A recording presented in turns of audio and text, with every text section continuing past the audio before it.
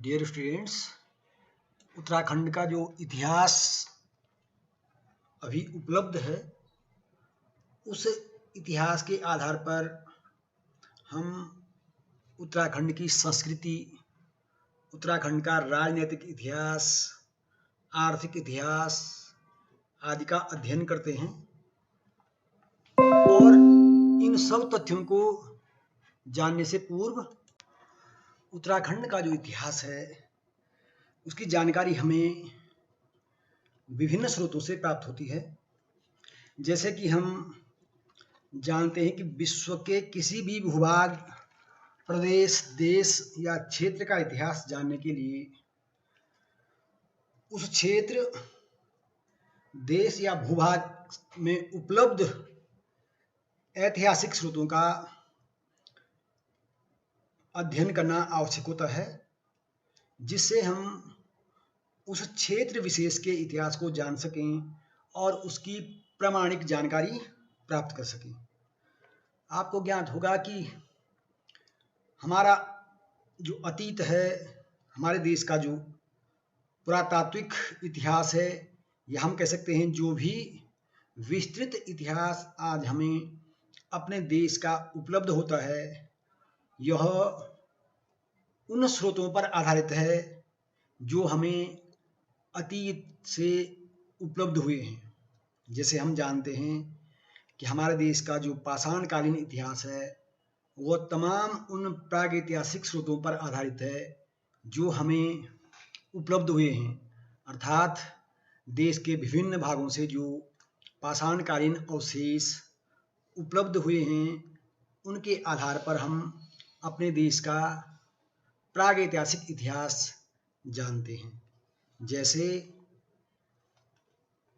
भीमबेटका में जो गुफाएं हैं, जो विभिन्न शैल चित्र हैं, जो विभिन्न स्थानों से, जैसे कश्मीर में बुर्ज होम, या हम कहें दक्षिण भारत में आंध्र प्रदेश में या कर्नाटक में जो उपलब्ध पाषाणकालीन स्थल हैं, और इन स्थलों से जो बड़ी संख्या में पाषाणकालीन औजार प्राप्त हुए हैं, उनसे हमें पाषाण काल की जानकारी प्राप्त होती है। इसी प्रकार हमें जो अभिलेखीय स्रोत हैं, चाहे वो अशोक के अभिलेख हों या विभिन्न शासकों के अभिलेख हों, उनसे भी हमारा इतिहास पुष्ट होता है। साथ ही साथ जो सिक्के हैं, सिक्के भी हमारी जानकारी के महत्वपूर्ण स्रोत होते हैं। जैसे हम जानते हैं कि हिंद यूनानी शासकों का इतिहास सिक्कों पर ही आधारित रहा है, और इसी तरह उत्तराखंड में योधेय, कुनिंद आदि जो शासक हुए हैं, इनका इतिहास भी बहुत कुछ सिक्कों पर ही निर्भर रहा है। इस तरह हम समझ सकते हैं कि ऐतिहासिक स्रोतों का कितना बड़ा महत्व हमारे इतिहास को जानने के लिए होता है।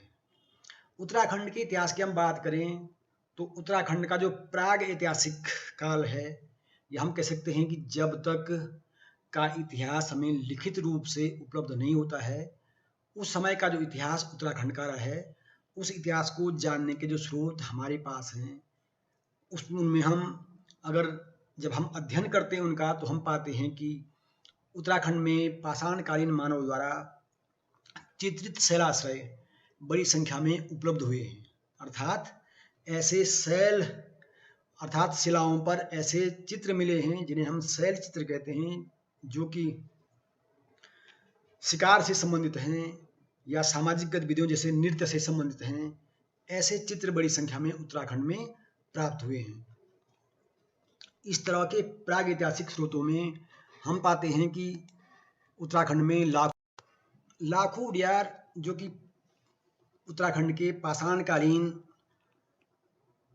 पाषाण काल से संबंधित है।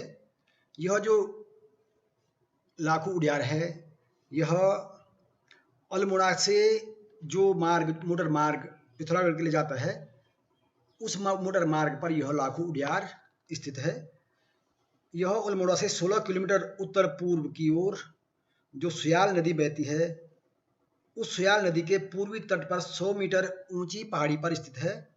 और इस शैलाश्रय में जो चित्र मिले हैं वह सामूहिक नृत्य के चित्र हैं, जिससे साथ ही साथ मानव के जो दैनिक जीवन के अन्य दृश्य हैं और पशु के चित्र भी इस उद्यान में या इस गुफा पर जो उपलब्ध चट्टान है उस पर बनाए गए हैं।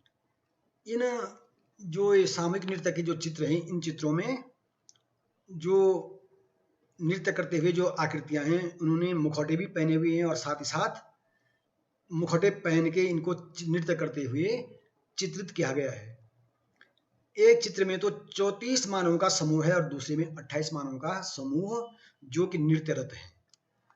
उड़ियार जो हम पहाड़ी भाषा में जानते हैं, उड़ियार अर्थात गुफा, ऐसी छोटी सी गुफा जिसका आकार अंदर की ओर ज़्यादा बड़ा ना हो के बाहर जो हम कह सकते हैं गुफानुमा जो आकृति होती है पहाड़ की, जिसमें आश्रय लिया जा सकता है, जिसमें कुछ लोग रुक सकते हैं, रह सकते हैं, ऐसी गुफा को पहाड़ में उड़ियार कहा जाता है।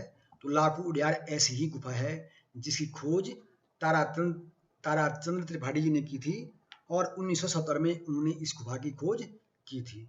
तो हम समझ सकते हैं कि पाषाणकालीन मानव के जीवन को समझने के लिए ये जो लाखू उड़ियार के चित्रित शैल चित्र हैं, ये एक महत्वपूर्ण स्रोत हमारे पास उपलब्ध है। इसी प्रकार जो दूसरा स्रोत है फड़कानौली, ये लाखू उड़ियार से आधा किलोमीटर पहले पड़ता है और जो फड़कानौली के पास चुंगी घर के आसपास 3 शैलाश्रय यानी 3 छोटी छोटी गुफाएं हैं। इनमें प्रथम जो उड़ियार है या जो शैलाश्रय है, इसकी दीवार पर 20 आकृतियों का एक संयोजन है और एक स्थान पर 4 मानव चित्रित किए गए हैं। दूसरी ओर नर्तकों की एक टोली चित्रित की गई है और इसी प्रकार जो दूसरा शैलाश्रय है फड़कानौली में, उसमें 10 स्थानों पर चित्र अंकित हैं जिनमें नृत्यरत मानवों को दिखाया गया है और ये मानव जो है अलग अलग ढंग से चित्रित किए गए हैं। कुछ चित्र जैसे गुलाबी रंग की आकृति के हैं, कुछ सफ़ेद रंग की आकृति के हैं। और तीसरा जो शैलाश्रय है वो सुयाल नदी के नज़दीक है। इस तरह हम देखते हैं कि जो फड़कानौली के जो शैलाश्रय है, इस पर भी मानव चित्रित हैं और साथ ही साथ शंख लिपि में भी एक लाल रंग से एक शिलालेख यहाँ पर विद्यमान है। अगला जो महत्वपूर्ण स्रोत है पेटसाल, यह स्थान लाखू उड़ियार से 2 किलोमीटर दक्षिण पश्चिम में स्थित है, जो कि एक पेटसाल नाम का गांव है, इसलिए इस स्थान को पेटसाल कहा जाता है। इस गांव के ऊपर 2 चित्रित शैलाश्रय हैं, माने 2 गुफाएं हैं जिन पर चित्र बने हैं। वर्तमान में यद्यपि जो गांव के लोग हैं या आसपास के जिन लोगों ने वहां से पत्थर निकाले हैं, उन पत्थर निकालने वालों ने इन चित्रों को नष्ट जैसा कर दिया है। इस शैलाश्रय में बाईं ओर देखने पर ऊंचाई पर 4 महिलाएं और 2 जानवरों को भगा रही हैं, अर्थात 4 महिलाएं 2 जानवरों को हंका दे रही हैं, उनको नीचे की ओर भगा रही हैं। और दूसरी ओर एक लंबी पंक्ति जो है नृत्यरत मानवों की है जिन्होंने मुखौटे पहने हुए हैं और कुछ लोगों ने शायद भैंसों के जो सींग हैं वो भी पहने हुए हैं। इस तरह यद्यपि ये गुफा आज जो है क्षत विक्षत हो गई है, परंतु फिर भी इस गुफा में कुछ चित्र अभी भी मौजूद हैं और जो गहरे रंग में तीलियों के आकार के मानव चित्रित किए गए हैं वे आज भी हमें देखने को मिलते हैं। अगला जो महत्वपूर्ण स्थल है फलसीमा, यह स्थान भी अल्मोड़ा से लगभग 8 किलोमीटर उत्तर पूर्व की ओर फलसीमा गांव के पास है और फलसीमा गांव से 2 किलोमीटर दक्षिण पूर्वी जो पहाड़ी है, खड़ी पहाड़ी, उस पर वृक्ष नहीं है, उसके पैदल मार्ग पर यह गुफा स्थित है। यहाँ पर जो है 2 चट्टानें बाहर को निकली हुई हैं और यद्यपि एक चट्टान तो चित्र बनाने के योग्य नहीं है, परंतु दूसरी चट्टान पर गहरे लाल रंग से चित्र बनाए गए हैं जिनमें 4 पंक्तिबद्ध मानव अंकित हैं। इसी तरह कसार देवी, अल्मोड़ा से जो 8 किलोमीटर उत्तर में कसार देवी का जो मंदिर है, उस कसार देवी पहाड़ी पर भी जो है कुछ शैलाश्रय हैं, मानी कुछ गुफाएं हैं जिनमें सिर्फ 2 में ही चित्रों के निशान विद्यमान हैं। इसके दक्षिण में कसार देवी का जो प्राचीन मंदिर और उत्तर में एक नवीन बौद्ध मठ है।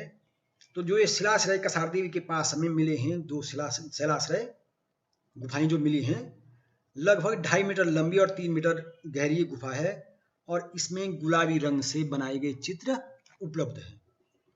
इसी प्रकार लुएथाप जो स्थान है यह अल्मोड़ा से जो बिनसर के लिए जो मोटर मार्ग जाता है उस मार्ग पर बिना पानी से 3 किलोमीटर दक्षिण में चीड़ के घने जंगल में स्थित है।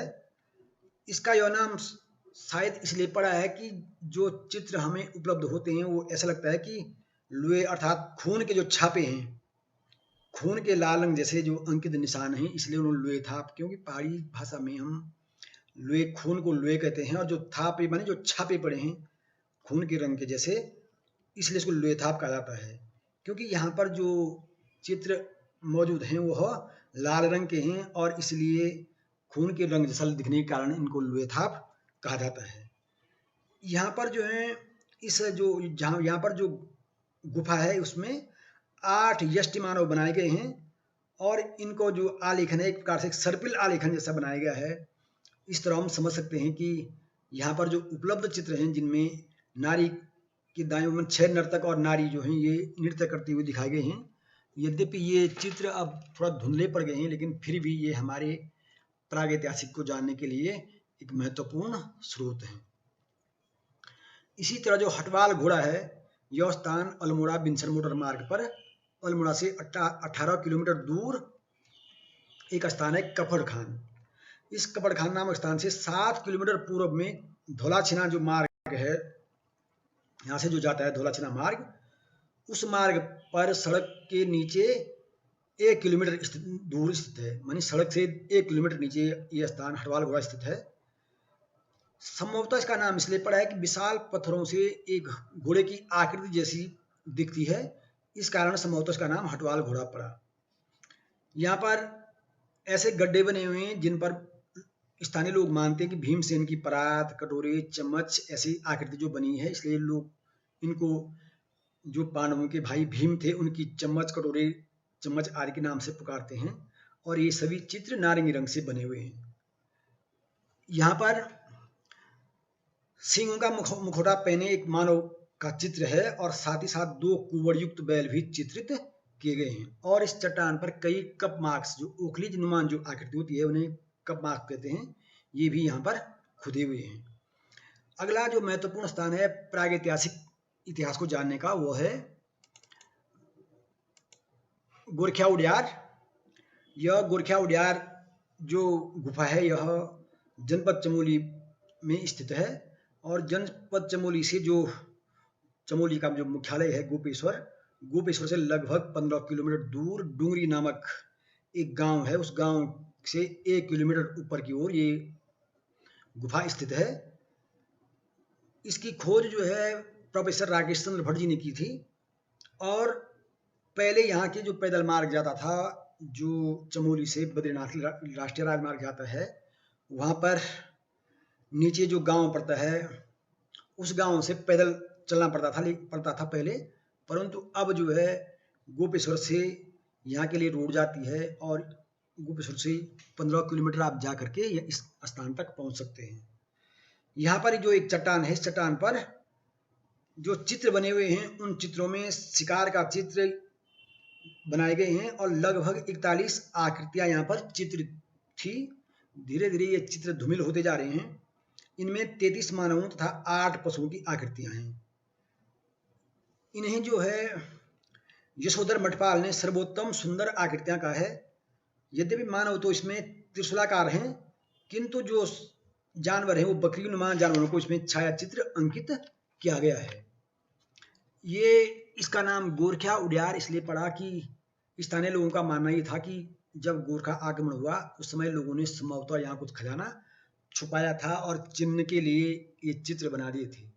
ये उनकी धारणा थी, जबकि ये चित्र जो हैं पाषाणकालीन मानव के हैं और ये जो है हमारे इतिहास को जानने के एक महत्वपूर्ण स्रोत हैं। इसी तरह जो महत्वपूर्ण स्रोत हैं प्रागैतिहासिक इतिहास जानने के, उत्तराखंड का प्रागैतिहासिक इतिहास जानने के, उनमें से एक स्थान है किमनी गांव भी जनपद चमोली में स्थित है और यह जो गांव है कर्णप्रयाग से ग्वालदम को जो मोटर मार्ग जाता है उस पर यह गांव स्थित है। इस गांव के पास सफेद रंग से बनाए गए चित्रों का जो एक गुफा है, जो एक शैलाश्रय है। यहाँ पर पशुओं, उर्गों और कटार के समान कुछ वस्तुओं की आकृतियां चित्रित की गई हैं। यद्यपि वर्तमान में ये आकृतियां धुंधली पड़ गई हैं, परंतु फिर भी हमारे इतिहास जानने के महत्वपूर्ण स्रोत हैं। इस तरह हम समझ सकते हैं कि उत्तराखंड का जो प्राग इतिहास है, या हम ये कह सकते हैं पाषाणकालीन जो इतिहास है, उसको हम किस तरह समझ सकते हैं। तो इस तरह हम समझ सकते हैं कि उत्तराखंड के इतिहास को जानने के पाषाणकालीन अवशेष हमारे पास क्या क्या उपलब्ध हैं, उनकी जानकारी हमने अभी आपको दी। और अगले शीर्षक में हम उत्तराखंड के इतिहास को जानने के पुरातात्विक स्रोतों पर चर्चा करेंगे।